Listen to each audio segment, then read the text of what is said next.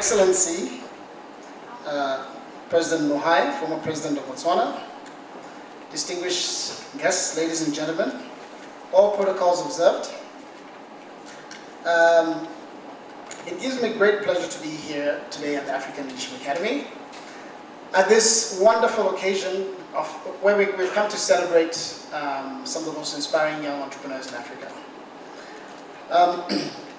It's particularly exciting for me that President Mohai is here today, because I'm not sure if he remembers, but in 2009 we had this idea of creating a prize for young entrepreneurs in Africa, and at the time we called it the ALA Prize for Young Entrepreneurs. And we were fortunate enough to be introduced to the MasterCard Foundation, and the relationship developed, which led to the foundation giving us our first grant to actually take this, what was just an idea, into what became the Anzisha Prize, and today we have this phenomenal experience going on. But more importantly, President Mohai was on the board of the MasterCard Foundation. He's still on the board of the MasterCard Foundation, when we took to them what was just a fledgling idea. And so President Mohai, I wanted to really salute you for your vision in believing in what was just a very early idea. And as a result, today, the African Leadership Academy has received about $40 million of funding from the MasterCard Foundation.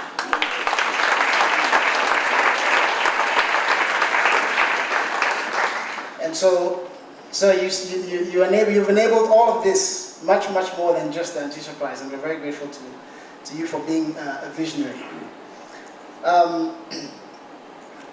So as you would have heard, this is ALA's 10th year of operations, and it's actually 14 years since the whole idea was conceived and that we started working on it. So there's so much to celebrate and reflect upon. But tonight I want to focus on sharing some of our learning. Because in 10 years, when you're building a new educational model like this one, you get to experiment a lot. Some of those things work well, and others not so well. We won't talk about those tonight. Something we haven't done enough of, though, is to stop and share what we've learned with others. And now that we're 10 years old, we want to become more intentional about that going forward. So that's what I wanted to do tonight. I'm not going to tell you about the leadership crisis that's happening in Africa, or the different universities that we're building across Africa to sort of replicate what we've done here at ALA to scale it up.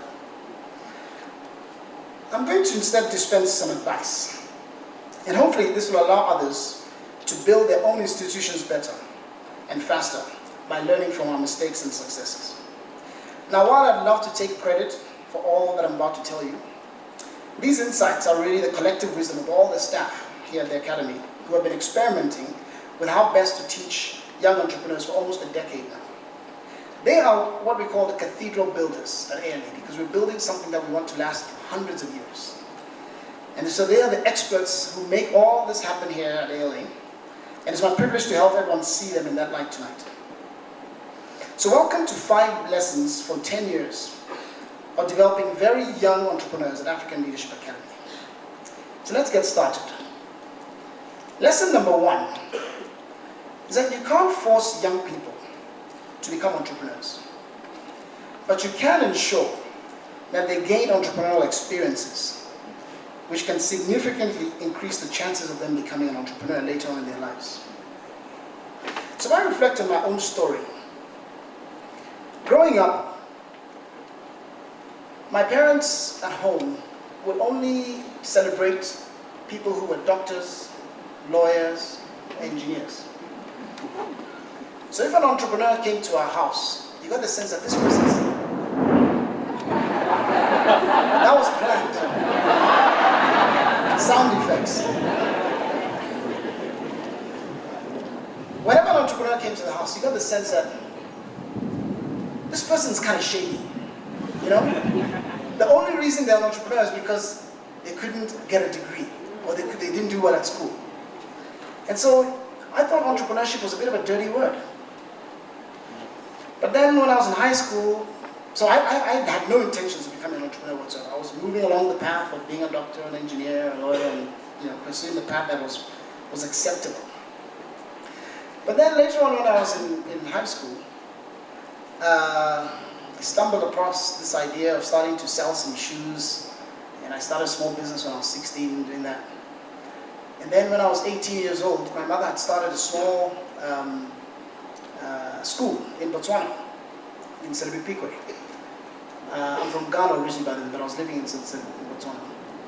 And the parents at the town that we lived in had approached my mother to ask her to start a school. But she couldn't run it because my dad had just passed away, and she had 4 children to look after. So she said, look, I don't have time, I don't have the money to start a school. But they kept insisting. So she said, okay, fine, I'll start a small study group. And she started a small study group in a room in a church building, maybe the size of this floor here. Next year, more parents brought their children, and soon I'd grown to about 25 kids. By this time, I had finished my high school, and I had a year to wait before I went to college. So she made me the headmaster of the school. And for a year, I ran the school, and I taught classes, managed the teachers, collected the fees, and all that. Now, fast forward, I went off to college. That school, then she finally quit her job and started running it. Today, it's one of the top performing schools in Botswana. It's got 300 children. It's been going for 20 years. And every year, it's number 1 or number 2 on the national exam in Botswana. So, I went off to college in the US, graduated, moved to South Africa, started working with McKinsey.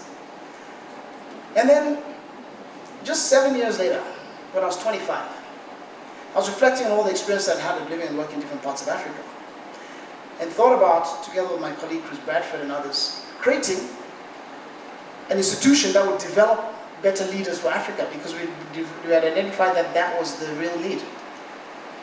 It was a huge, huge ambition to build something that would bring young people from 54 countries across Africa. We'd have to raise millions of dollars for this.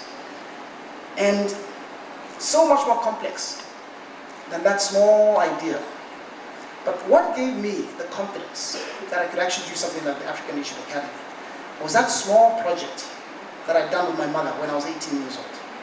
That tiny project is what taught me some basics, which now when I was doing something much bigger, I had the confidence. And so if you look at many entrepreneurs around the world, they all start young through these experiences. Mark Zuckerberg was 19 when he started this small program in his dorm room that became Facebook. Bill Gates was 19 when he dropped out of Harvard to start Microsoft. Richard Branson was 16 when he started selling magazines, which became the Virgin Group. And so on. And so similarly here at the African Leadership Academy, we have tried to simulate the same kind of experience by ensuring that every young person that goes through here gets to go through a real entrepreneurial experience where they have to form teams and they have to come up with ideas and actually launch businesses in a real sense. Because we want them to really experience practice, because we really believe that if you start young and give young people practice in entrepreneurship, small projects that they do today here on this campus can give them the practice and the confidence to do something much, much bigger later on in their lives. And so in fact, a recent international study has revealed that entrepreneurship education in your early teens, just like what we do here at ALA, has a direct and positive impact on student attitudes towards entrepreneurship and the intention for them to choose it as a future path. Another study revealed, amazingly, that most people who are on entrepreneur support programs later in their life actually had some form of entrepreneurship education when they were very young.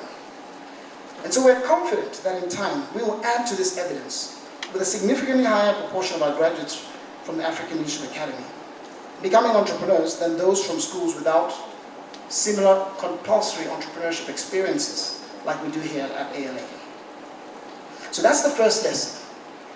By taking young people, like we do here at ALA, and ensuring that they all mandatory go through experiences where they have to found companies and work in teams, we are grooming them and preparing them to become major entrepreneurs later in their lives. Lesson 2 is that the key skill that a successful entrepreneur must develop is the ability to lead a team. And the best way to help teams at this age to learn a set of skills is actually to be a coach for this team. Now, in the last 17 years, 18 years, I can't remember now, I founded about 6 organizations. Collectively, these organizations have raised $200 million US, which, if you put that in rand, it's about almost 3 billion rand. I like the sound of that in rand. We have about 500 employees collectively across these different organizations, and about $40 million in annual revenue. Now people say, how did you manage to do all that? What's your secret? And they get it all wrong. It's not me. It's not me who's done all this. It's all about the teams that I've built. So I spend 50% of my time hiring people and trying to find the absolute best people in the world to surround me. And if you do that, you're then able to build wonderful organizations such as this one, and to continue to create success and jobs for others. So the idea really here is that nothing great happens. An idea just remains an idea unless you're able to build a great team. And so here at African Leadership Academy, we insist that the young leaders here form their ventures together in teams. So initially they come in the first year, and they all have to go through ideas here and come up with ideas. But eventually these ideas are whittled down, and people are forced to work together in teams. And those experiences of working together to make something greater than themselves happen is really what develops their abilities to one day build great teams that can allow them to scale and build enterprises that can really transform Africa. So the way what we're learning really is that entrepreneurship training is best thought of as a team sport. It's not an individual sport. And so our job here at the Academy is to serve as coaches to help these students practice this teamwork. So we let them fight it out, fight their own battles in the field, and sometimes they win, sometimes they lose. And we're there to really encourage them and to pick them up when they fall down. And in so doing, we're helping them to get this practice of working in teams and coaching them so that they one day will be able to build world-class teams that can build world-class organizations. The third lesson we've learned is that one of the best ways to allow coaches to support entrepreneurial teams is within a simulated campus economy. Now you can't see it very clearly here, but this entire campus is one big entrepreneurship simulator. It's a simulator not in the sense of a board game or a computer game, but we have a sophisticated on-campus economy right here, in which real trade happens every day. Every ALA student spends almost a year going through the Student Enterprise Program, where they experience the entire life cycle of an entrepreneur. So they go through the process of coming up with an idea, forming teams as I mentioned earlier, and then we have this thing called Enterprise Fest, where all these teams have to come and pitch their ideas to a panel of real venture capitalists and investors. And then we have an actual fund here, right? Our own venture capital fund of sorts, where we invest real debt and equity and grants. And then the businesses on campus have to pay tax. Yes, they have to pay tax. And we collect rent from them. You think you can get all this for free? So we're trying to simulate what the real world will be like when they go out here, right here on this campus. And they even have a board of advisors that they have to meet with once a term. And they have to present their results to them. And one of the most inspiring and fascinating things is attending those board meetings. Because the real politics that happen, the politics that you see in a real boardroom actually happen in these simulated board meetings for our students. I remember in the early days a boardroom coup that happened. There was a business here, some of you will know this business called Footprints. that makes the ALA memorabilia, the gear, the mugs, and the hoodies, and you actually go to buy some of that outside. And a young man had been appointed as the CEO. And I remember attending a board meeting where his colleagues didn't think he was doing a good job. And he got fired. Just like CEOs get fired by their boards in the real world. And, you know, others on the team took over and they took this venture to new heights, right? So we really get them to experience what it means to build a venture in the real world with the performance manifestations of a board and so forth. We even have a bank here. We have online banking that the students can trade with each other. And we have an app that allows them to run their business. So once again, in all of this, our job is to be the coaches. To ensure that as they go through this live economy on campus, we're helping them to really experience what it's like to build a venture in the real world. And that we find is the single best way to develop entrepreneurs. I don't believe any other institution in the world is doing this, to have such a live on-campus economy like we do.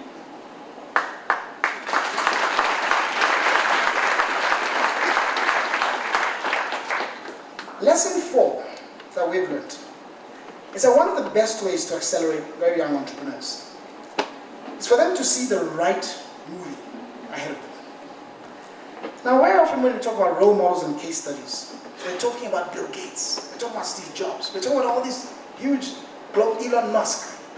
See, the problem with all of these people is that they're too far removed from most of us.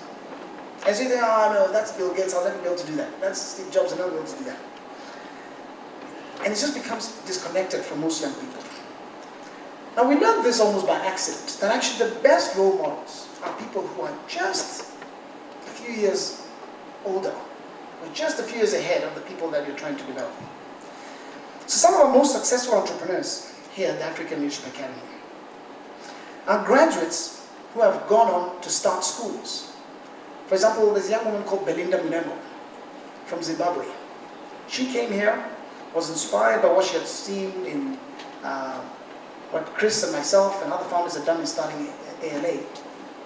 And she went and founded her own school in Zimbabwe. She started initially with $700 and 5 children. This was 4 years ago. And today, she has 4 campuses with 350 students in Zimbabwe. She's built a school that's bigger than ours here. And that's because she had young role models just a little bit ahead of herself that she could look at. There's another young man called Diego Altanero who used to work here, who was inspired by what he's seen here, and he's now gone and he's building the Latin American Leadership Academy, because once again he was inspired by what he's seen here. Our own dean, Hatim El Tayeb, for those of you who don't know, he was here several years ago in the early days of the academy, and then left and went on to become an educational entrepreneur out in the real world in Egypt, and now he's back and he's serving as our dean. So many of the role models that are happening here are inspiring others to go and follow in their footsteps. And what we try to do, and we're pretty confident that young entrepreneurs need to see these role models.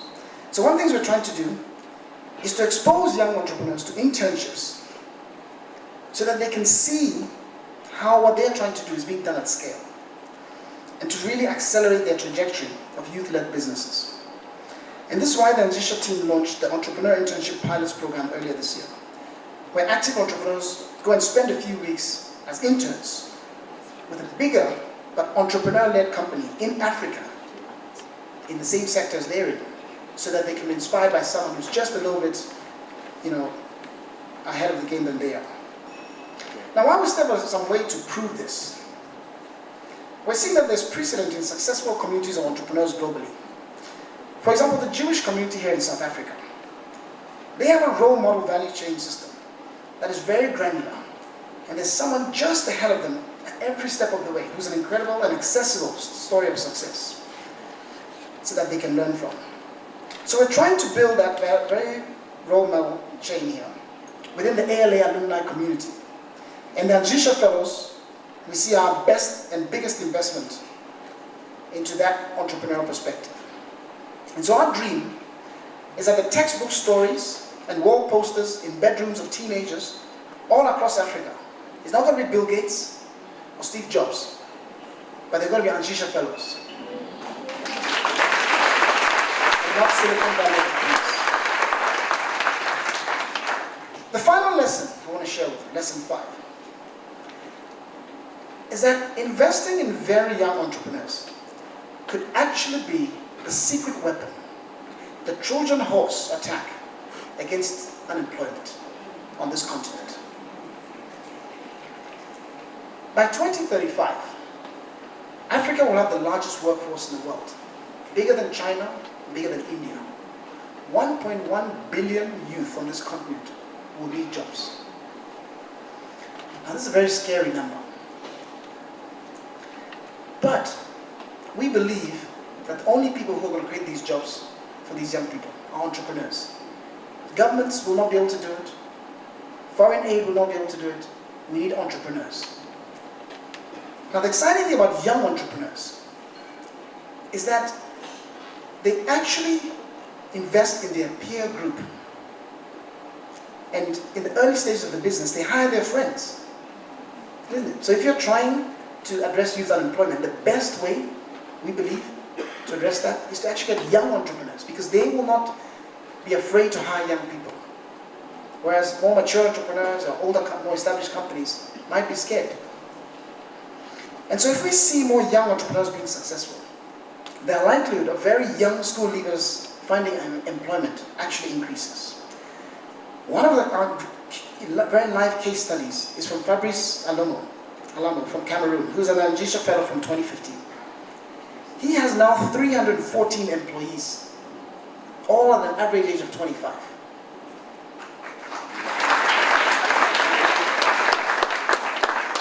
And our fellow from last year, Kofi, from Ivory Coast, he has about 48 employees, and I think the average age is about 18. He's the guy who generated $1 million in revenue last year. So if we want to address this youth unemployment issue, our secret weapon is to create more young entrepreneurs, like we're seeing here at the African Leadership Academy, and like we're seeing here today on stage with Anzisha plans. So I hope you found these 5 lessons interesting. And it's really important to acknowledge the support of the MasterCard Foundation in making all of this happen. They've enabled us to try all these different approaches to find out what works. And I know that the team here at ALA are excited to start sharing these lessons with others. In fact, they're busy working with our team at the African Leadership University now to ensure that we can take all of these learnings into the University Entrepreneur Program that we're busy building there. That will enable us to develop 3 million young entrepreneurs and leaders for Africa over the next 50 years. So I want to close by focusing on the 15 young entrepreneurs who we're celebrating tonight. Now you've chosen what I believe is the most noble path on the continent today. See, 50 years ago, we were embroiled in the struggle for independence. We were trying to fight for independence, a political independence from our colonial powers. Today, I believe that our battle for independence is not over yet. We've achieved political independence as a continent, but we haven't achieved economic independence. We're still too dependent on the rest of the world for our survival. And we have these 1 billion jobs that need to be created in the next 18 years. So we're now engaged in a new freedom struggle. It's a battle for jobs and to create wealth on this continent, so that we can actually finally be able to pave our own roads, educate our own children, feed ourselves, build all the technologies and infrastructure that we need, and take Africa to its rightful place as a great continent. So the heroes of the previous struggle were people like Nelson Mandela, Desmond Tutu, Kwame Nkrumah. Today, I believe that the real heroes of this new struggle for independence that we have are entrepreneurs.